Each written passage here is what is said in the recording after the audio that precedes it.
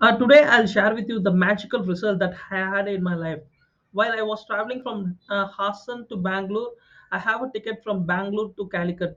Like the ticket is at around like 11:30. I have booked my no, it is at 11 o'clock. I just booked my ticket at night. Okay, I was traveling from Hassan at around like 9 o'clock. I start from Hassan. I made the plan like I'll reach around like in 1 hour or 1.5 hours I'll reach. But the thing is like from I was traveling from Hassan to Bangalore, it was heavy traffic and I was not able to move at all.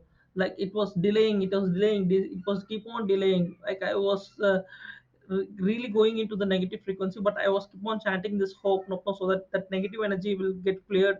I'll reach it. So finally I reached at around like 11:30 to Bangalore. Then I called the driver who is who is having the bus from Bangalore to Calicut. So I called him and he told me suddenly like there is a 1 hour delay and you can reach and you can wait there.